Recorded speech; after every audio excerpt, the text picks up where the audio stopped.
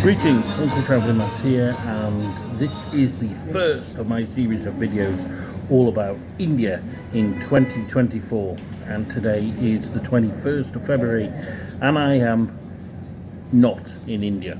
So I am currently sitting in a restaurant in Bahrain, which is a new country for me.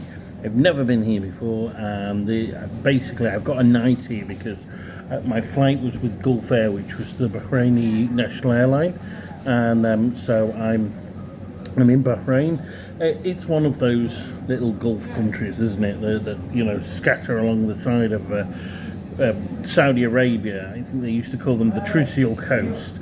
And Bahrain's a little bit unusual though, because unlike the others, it's not a Sunni majority country, it's actually a Shia majority country, though I think the royal family is Sunni, and that causes some tension sometimes. So it's got a little bit of a different flavour. It seems a little bit less developed than some of the others, and I'm not a big fan of any of these Gulf countries, but this one may be my favourite, with the possible exception of Oman, which is interestingly also not a Sunni country. That's an Ibadi country, but yeah, that's for another day. It does seem on a little bit of a more human scale than some of the others. These are places built around the motor car, and so as you walk around you feel a bit dwarfed by it all sometimes. But my hotel, it's an older hotel. I think it was probably quite a luxury hotel back in the day when it was built, but it's looking a bit rough around the edges these days, but it's still quite nice. And my hotel, it's called the Oriental Palace Hotel, is smack in the centre of the old town. So what I've been doing is I've been walking around the souqs, and there is a real vibrancy and life to them here, which is it's great to see. However, you know, this trip has never been about Bahrain, it's always about India. That's why I'm going. So my aim is to spend almost 3 weeks in India. I'd love it to be longer, but you know, work and life get in the way of what I want to do. And the reason why I'm going is several fold. So firstly, I went 10 years ago, and when I went before, flew into Delhi, went up to Amritsar and to see the Golden Temple, and then did the Golden Triangle. And my main aim was to see some of the Sikh sites and also some of the Sufi sites. This is slightly different, but it is continuing on a religious theme. As the broad sweep of the trip is to travel along the Danube. So the idea was to start in Calcutta, then go to Bodh Gaya, where the Buddha received his enlightenment, and Varanasi, which is the biggest holy place for Hindus, but also some other places, Haridwar, which is another Hindu holy place, and then up into the Himalayas, where I'm going to end up in Dharamshala. Now, the reason I'm ending up in Dharamshala and the reason I'm starting near Calcutta is England are also playing a test series in India. They started off very well. They won the first test, but they've lost the last two. The final one, like, quite heavily. So, you know, I'm not overly hopeful, but just to get to see them play abroad will be a first for me. And so I'm going to a city called Ranchi, which is, by Indian standards, not that far from Calcutta. It's still about 6-7 hours, I think. And I'll be watching them there, and then going to Calcutta, and then I'm finishing up at Dharamshala because that's where the final test is. And also, if you look at the images, it's one of the most beautiful cricket grounds in the world. So I think it will be an amazing place to watch Test cricket. And so that's that. It's going to be, I think, a very spiritual trip in a way, following on from what I did in Pakistan last year, which is another thing, like going back to the subcontinent, reminding me that I liked it so much, and so I thought I'd want to explore more of India. And going back to my first trip to India, I explored a lot of Sikh places, and I understand Sikhism, I would say, quite well, and also Sufism.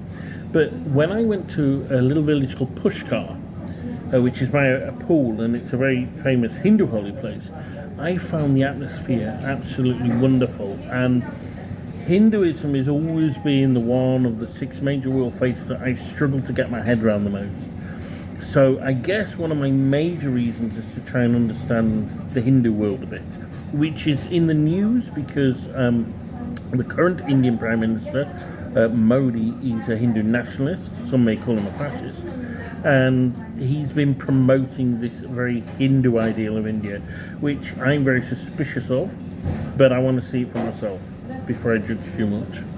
And one of the things he's done is he's knocked down a mosque, a 16th century mosque, and they've rebuilt a temple to, I think it's Ram. Apparently, it might have been Ram's birthplace, and the Muslims knocked down a temple and built a mosque on it. They've knocked down this mosque to build a temple, and they've just opened it, and it's in the news. And part of me finds it quite distasteful, but part of me thinks I wouldn't mind actually seeing it, and to experience that with my own eyes. And that's in a place called Ayodhya, and that is maybe on my route. My route's not completely fixed because it depends if I got stuck in one place or not. Because I don't want to rush it, but I think I will end up. It's just the problem with India, there's too much to see. So there's that. The other one is, of course, Buddhism.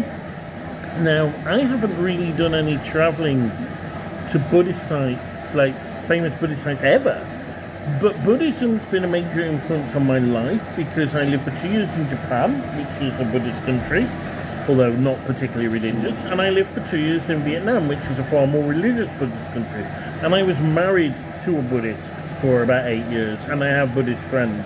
Although I do think there's a massive difference between Western converts and those who are born Buddhists. I think that the way they look at the world is completely different. Western converts do look at it in a very Western way, and out in the East things are very different. But Buddhism's been this huge influence on my life, and yet I've never really explored it spiritually. Like, I went to Buddhist temples in Japan in particular, and Vietnam, but I never really explored the theology much.